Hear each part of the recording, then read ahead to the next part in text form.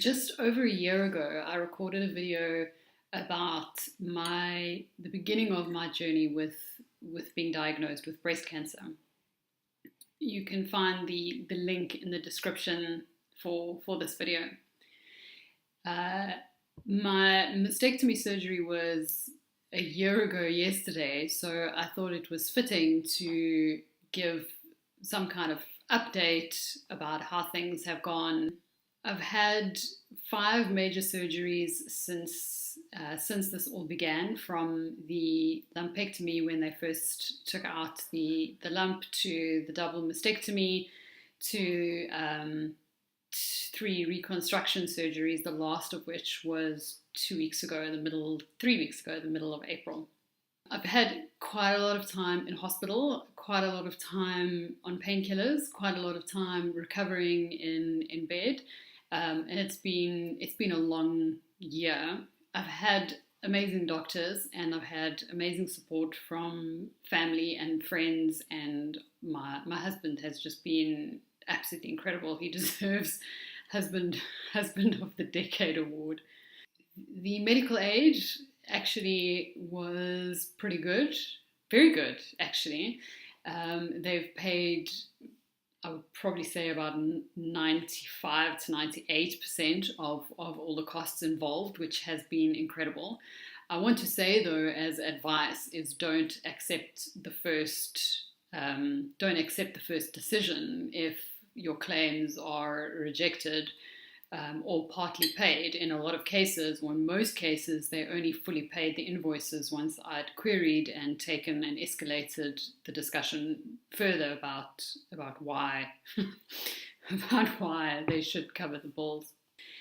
My insurances paid out as expected. You always take out disability or sickness, or life insurance, critical illness cover. You take these things out in the hope that when you need them, they will be there and they will actually pay out. And I'm very grateful and very blessed to say that they did work as intended. There was quite a bit of paperwork involved, but it has made an enormous difference. The amount of time that I've been unable to work because I've been in hospital or because I've been in bed recovering, still having an income and having your insurance pay out to cover that has been extremely beneficial. It has been extremely helpful. I was able to avoid chemotherapy. We did OncoDX testing, which is like genetic testing on the tumor itself, and that gives the oncologists a much better idea of whether or not the cancer cells have split off and grown and moved somewhere else. And because of the accuracy of that test, it was a good indication, and my oncologist was able to make the decision that chemotherapy wouldn't be necessary for me. I'm extremely grateful that I didn't need to go through chemo. I'm on hormone treatment and will be for the next 5 years, so that's a lot of fun. Slowly getting used to the symptoms of sort of an early menopause, if you will. So that's not exciting. My cancer was estrogen sensitive, hence the hormone treatment, and another side effect or another part of the impact is that falling pregnant would be extremely dangerous for me.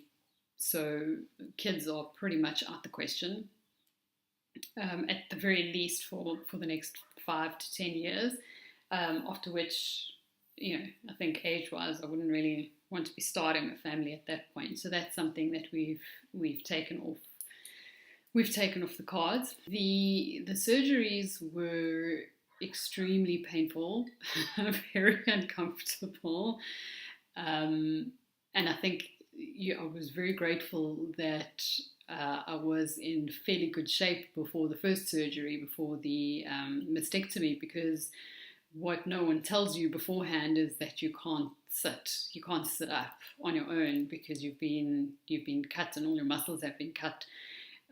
So you have no strength in shoulders, arms, chest. So if you can't sit up from your core muscles, from your stomach muscles alone, you need to stay in hospital for longer so that you have a bed that that can help you sit up. So I'm very grateful that we were doing gym and going to gym, and I had worked on my core muscles before the surgery. So that I think is a caution to all of us to make sure you're in shape. If you ever need any kind of emergency procedures, the physiotherapy and recovery is a lot faster if you're healthier than if you're not. It has meant some lifestyle changes and decisions as well. I think it's a very big cliche that when you're faced with something like this, when you're faced with cancer, you consider making different decisions about your life and different choices. And part of that for Richard and I was to move and to explore life beyond South Africa and travel more. And to that end, we're building businesses online. We're building our work and doing everything online. And we moved to Montenegro. We've been here less than a week. We've been here a few days now. You can see in the background, actually, you can see where I am. I'm in a small town called Resan in Montenegro. It is very quiet, yeah, very quiet. That is Kotor Bay, that is the ocean that you're looking at there. That's the sea. It's beautiful, absolutely, absolutely beautiful. So part of our decision was based on my health and the priority shift of what we wanted and what we didn't want our lives to look like, considering, when something like this happens, what are your priorities? Where do you really want to be? Where do you really want to see yourself?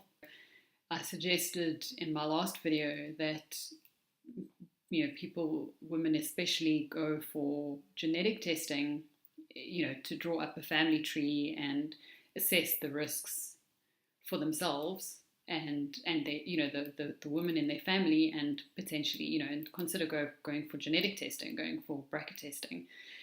And I find it interesting that a lot of women, their response has been, I don't actually want to know. I don't want to open Pandora's box, and I don't want to know that.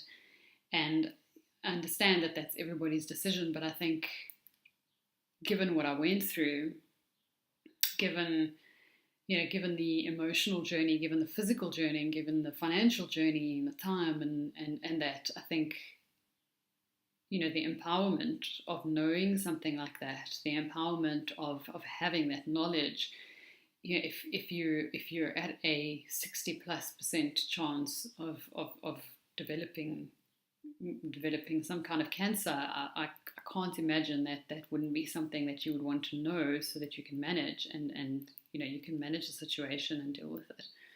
So I urge again, I urge you and people in your family to take care of yourselves and to check things out. For women, go have your annual checkups. Boring, I know, we really don't look after ourselves very well. Go check yourselves out. If something seems wrong, something seems abnormal, not quite usual, go and check it out. It's never anything until the day that it is. We always write it off as, it's just nothing, until the day that it is. So I'm very grateful, very blessed to say that I'm cancer-free at this point. I will go for annual screens to do some tests in that.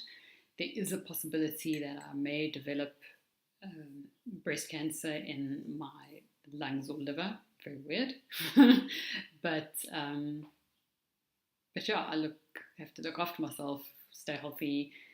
My last reconstruction surgery is now over, and now it's just the healing.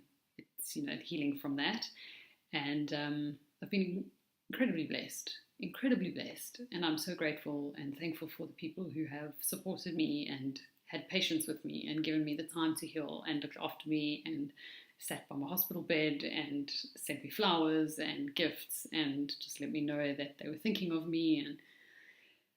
And it's very special to know how many people are on your side when you need it the most.